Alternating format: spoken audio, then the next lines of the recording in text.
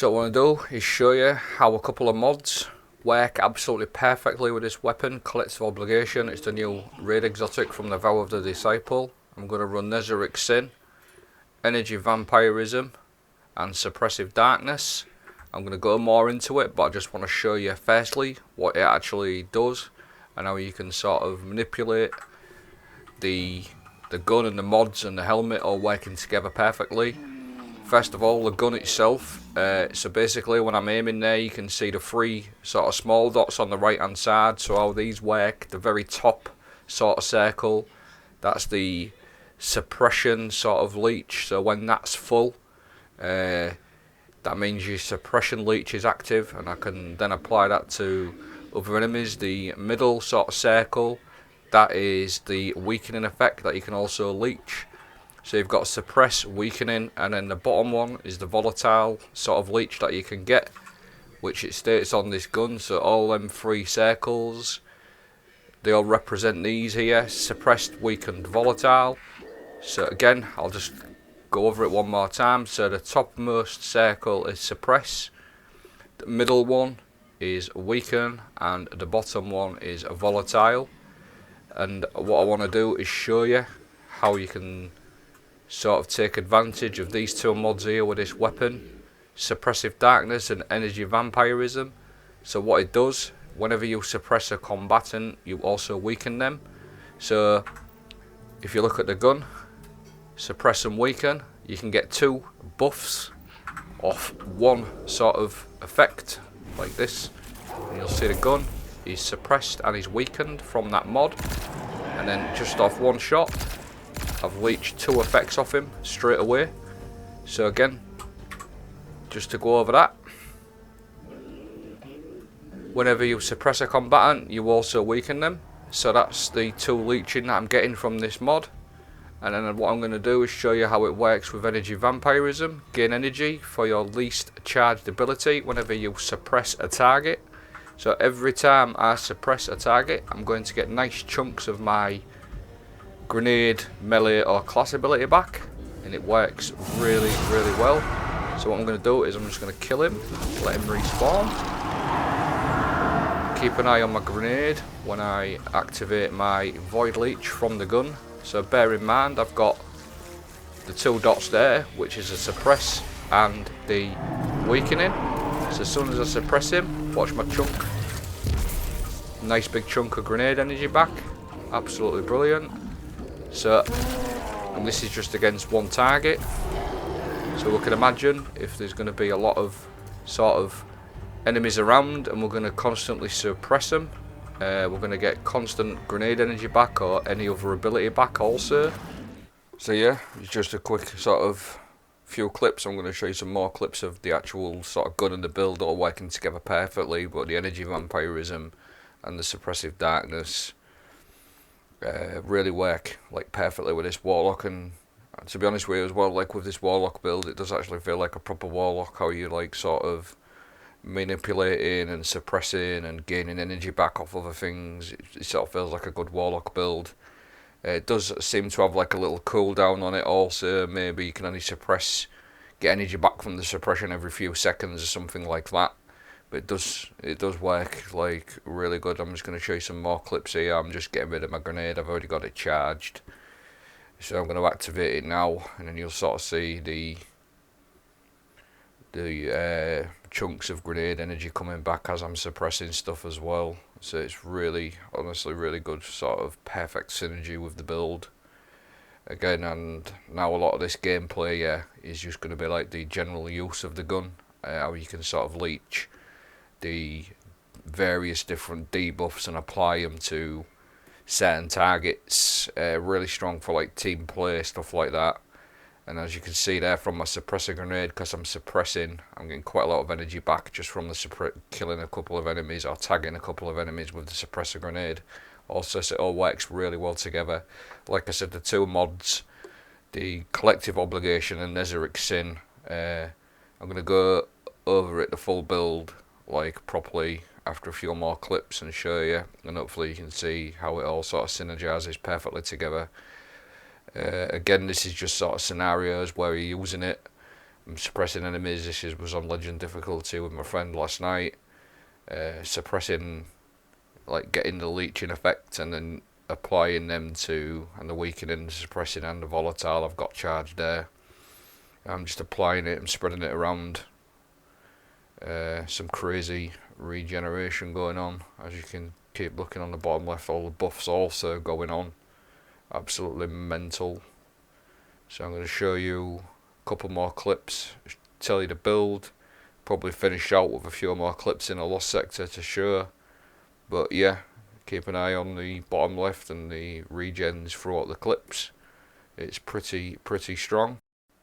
And I've run this gun for a good few days now with this build, and the sort of, again, the team play with it is really good. You can sort of, I haven't met anybody else yet at the moment who's got another one, but I'm assuming when there's two others using it, it's going to be even better. But here's the build anyway. I'll show you the build. So this is the Warlock Void Vampire Leech build. As I've already stated, we're just going to go over energy vampirism, suppressive darkness, collective obligation, and Ezeric sin. How all these tie in together perfectly to create crazy ability regens and also apply debuffs to enemies consistently all of the time. So this is the aspects that I run. Child of the old gods. So casting your rift creates a void soul. When you damage a target with a weapon, your void soul will fly to them, drain them, doing damage and weakening them. So again, with collective obligation, as that void soul's weakening them, you could sort of pinch the leech off that, as I've shown you in the clips. So you'll be able to sort of drain that off there. So that's one draining effect. I run Feed the Void, defeating a target with a void ability to activate Devour, because as you saw again in the clips, we're going to get plenty of grenade kills, even melee kills, so that's going to prop my Devour straight away. Suppressor grenade is the absolute key to this one, because obviously it's going to be suppressing with this mod here. So suppressive darkness, it's going to suppress and weaken, and as I've shown you in the clips again, we're going to get 2 buffs straight away on this gun with that mod and suppressive grenade. We're going to run energy vampirism, gaining energy for your least charge ability whenever you suppress a target. So obviously that's why I run the suppressor grenade, and as I showed you also with the gun in the clips, we're going to constantly apply that suppression to many targets and weaken them. I've got Echo of Persistence on my fragments, void buffs applied to you, like my Devour, specifically on my Warlock, do you have increased sort of duration. Echo of Instability, defeating targets with your grenades grants volatiles to your weapon, volatile weapons. So basically again, that's going to tie in with everything that I've shown you. My suppression grenade, going to get plenty of kills with that all the time. Apply the volatile rounds straight away to my collective obligation, which I can then sort of spread around to various different targets. I've got Echo of Harvest, defeating weakened targets with precision final blows will create an orb of power. I'm going to keep banging on about it, but again, it works well with this one because they're always going to be weakened, so you're always going to be creating orbs of power for your teammates. And then Echo of Domineering, I like to run this one because you suppress things all of the time. It gives you 10 discipline, and every time you suppress something on this build, which is all of the time, you get increased mobility, which feels quite nice on a Warlock, having a bit of extra mobility. So you're always going to have this up. I'm probably going to say 95% of the time. Echo of Domineering, you're always going to be a bit nimble on your feet on a Warlock. How all they sort of work together is with Ezeric sin. So Ezeric sin, void damage kills, increased ability recharge rate. It all ties in perfectly with energy vampirism, energy darkness, collective obligation, and the aspect of fragments that I'm showing you. So you get some really strong sort of regen back. So the sort of mods that I run, volatile flow, picking up a void elemental well, grants your void weapons volatile rounds. So I've got 2 ways of getting volatile rounds. with either getting a kill with my grenade or picking up a void elemental well, which I can spread about with my collective obligation. I run elemental time dilation, so basically what that does, every time I pick up a void elemental well, it just gives it an extended timer, so you get an extra 3 seconds on anything that the void well gives you. It also extends volatile rounds as well by an extra few seconds. Also extends font of might by an extra 3 seconds. So picking up a void elemental well matches your subclass energy type. It grants a temporary bonus weapon damage, 25% for 10 seconds. But because I'm running elemental time dilation, it gives me an extra 3 seconds. So I'm going to get 13 seconds of extra damage every time I pick up a void elemental well on my void weapons. Elemental ordnance is the one that I use all the time to create the wells. Every time I get a kill with my grenade, which is all of the time with this build, you're going to create an elemental well. And obviously the 2 mods, which I'm not going to go too much into because I've probably gone on about them too much already, but energy vampirism, suppressive darkness.